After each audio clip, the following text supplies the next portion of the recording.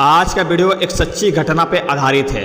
भले ही ये वीडियो आपको बकवास लगे, हो सकता है आप मेरा ये वीडियो आधे में छोड़कर चले जाओगे, लेकिन हाँ, यदि इस वीडियो को आपने पूरा देख लिया और समझ लिया तो ये वीडियो आपका लाइफ चेंजिंग हो सकता है। मैं जिसके बारे में बता रहा शायद आप इसे जानते होंगे या फिर कहीं सुने होंगे, लेकिन इस वीडियो में ऐसी ऐसी अनोखी जानकारी है जिसे शायद आपको पता ना हो। यदि पता भी हो तो शायद आप इसे नजरअंदाज कर रहे हैं। कैसे एक बिहार का रहने वाला मिथिलेश कुमार नाम का लड़का जो कभी समाज सेवक बनना चाहता था लेकिन बन गया फर्जी आईपीएस अधिकारी। हालांकि इसकी सोच गलत नहीं थी, बस गलत संगत के कारण फर्जी ट्रैप में फंस गया।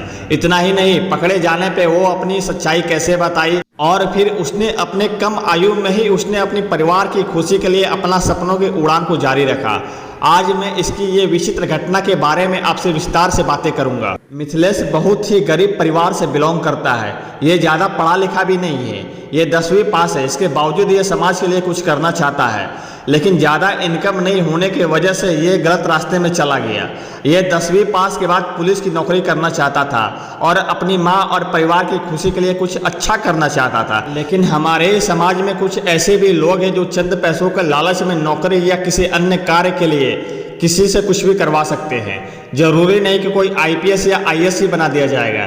ऐसे बहुत से धंधेबाज और रंगबाज लोग हैं जिसके ऊपर हमारी नज़रें नहीं जाती, लेकिन वो अपनी नज़रें हमारे और आपके जैसे लोगों पर गड़ाए रहते हैं। पहले मीठी मीठी बातें में हमें अपनी तरफ करते और हम उनके ट्रैप में फंस जाते हैं और हमारे और आपके जैसे लोगों के साथ लाखों की ठगी कर लेते हैं। जैसे ज़मीन से जुड़ी, नौकरी से जुड़ी और भी अन्य कारों में हमारे और आपके जैसे लोगों पर निशाना बनाते हैं। कुछ लोग तो समझदार होते हैं, वो अपनी सूझबूझ से उनके ट्रैप में नहीं फंसते, लेकिन कुछ लोग की नादानी के वजह से वे उनके ट्रैप में फंस जाते। जैसे कि आप एग्जाम्पल में मिथिलेश कुमार को ही ले लीजिए। एक बिहार का ही रहने वाला युवक जिसका नाम मैं नहीं लूंगा, वो मिथिलेश से मिलता है और उसे दोस्ती करता है। मिथिलेश दोस्त समझकर अपनी सारी बातें उससे शेयर करने लग जाता, इतना तक कि परिवार और नौकरी से जुड़ी बातें भी उस व्यक्ति से बता देता, और वो व्यक्ति पहले से भी कई लोगों के साथ फ्रॉड कर चुका होता है।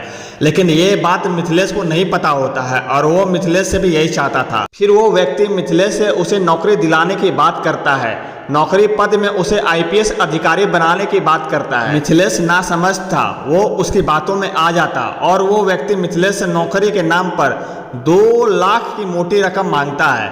मिथिलेश भी बेचारा क्या करता, वो तो ऐसे भी पुलिस बनना चाहता था और मिथिलेश ने अपने मामा से 2 लाख का कर्ज मांगता, उसके मामा उसे दे भी देते और फिर वो व्यक्ति मिथिलेश को 2 लाख रुपए के बदले फर्जी आईपीएस अधिकारी बना दिया। इतना तक कि मिथिलेश को आईपीएस की वर्दी, बैच और नकली पिस्टल भी दिया।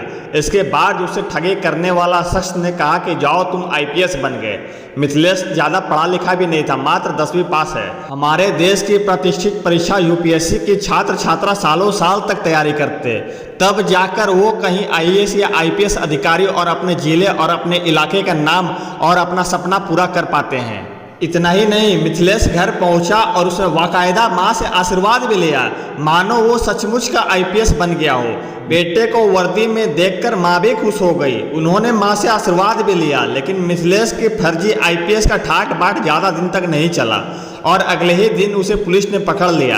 पुलिस के पूछताछ के बाद मिथिलेश ने उस व्यक्ति के बारे में सारी बातें बताई और बताया कि वो उस व्यक्ति पर भरोसा किया और खुशी खुशी वर्दी पहनकर अपने गांव गया। अगले दिन बाकी के 30,000 रुपये लेने के लिए वो व्यक्ति ने वर्दी में ही अपने दफ्तर में बुलाया था। वर्दी पहनकर जाते ही मिथिलेश का फर्जी आईपीएस रूप पकड़ा गया। जब बेटे का फर्जी आईपीएस रूप होने की बात माँ को पता चला तो वो फुट फुट कर रोने लगी और बोले कि बेटे को वर्दी में देखकर बहुत खुशी हुई थी। लेकिन पुलिस ने मिथिलेश को गिरफ्तार करने के बाद उसे बॉन्ड भरवाकर छोड़ दिया। उस धंधेबाज फ्रॉड करने वाले व्यक्ति की तलाश कर रही।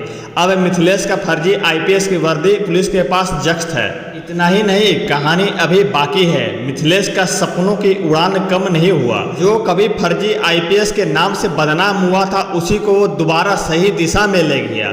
उसने वायरल आईपीएस मिथिलेश 707 के नाम से अपना यूट्यूब चैनल बना लिया।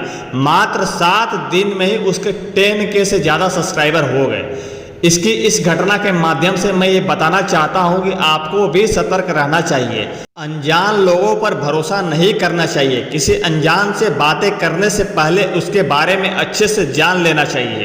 कहीं आप तो ऐसे ट्रैप में नहीं फंस रहे हैं। आपको भी अपनी आंख कान खुली रखनी चाहिए। यदि कुछ लोग किसी के साथ ऐसी हरकत करते हैं तो आपको उस फ्रॉड व्यक्ति से डरना नहीं चाहिए, बल्कि उस पीड़ित व्यक्ति का मदद करना चाहिए।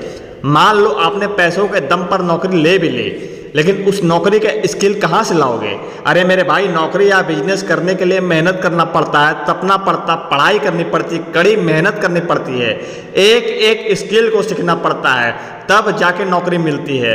पैसों के दम पर हर चीज खरीदी नहीं जाती। पैसों से सिर्फ आप अपनी जरूरत को ही पूरा कर सकते हैं, लेकिन स्किल, टैलेंट, आत्मविश्वास, हिम्मत, हौसला, ये सब पैसों से नहीं बिकते। ये सब आपके अंदर छिपा होता है, बस खुद को समझना पड़ता है। और तो और मिथिलेश भले ही आईपीएस के नाम पर बदनाम हो चुका था, लेकिन इसे अपनी गलती समझ आई। उसने यूट्यूब के माध्यम से ही अपनी बदनामी को सही दिशा में मोड़ दिया। चाहता तो ये अपने घरों में बदनामी के डर से चुपचाप बैठ जाता। इस कहानी के भांति मैं आपको ये सिखाना चाहता हूँ कि यदि आप एग्जाम, बिजनेस या नौकरी में कहीं फेल हो गए, लोग आपको बदनाम कर रहे, तो अपनी बदनामी से घबराने के बजाय उसका डटकर सामना करना चाहिए। अपने आप को सही दिशा में ले जाना चाहिए। जिंदगी आपको एक बार दोबारा उठने का अवसर जरूर देती है, बस आप अपने सही वक्त का इंतजार कीजिए और अपना प्रयास निरंतर जारी रखिए। किसी दिन आप भी कोई रियल वाला आईएएस या आईपीएस बन सकते हैं और अपने माता पिता और अपने देश का नाम रोशन ऊंचा कर सकते हैं। जय हिंद, जय भारत। यदि आपको मेरा वीडियो अच्छा लगा है तो लाइक, कमेंट, शेयर, सब्सक्राइब किए, साथ ही बेल आइकन को जरूर दबाएं आगे आने वाले वीडियो देखने के लिए।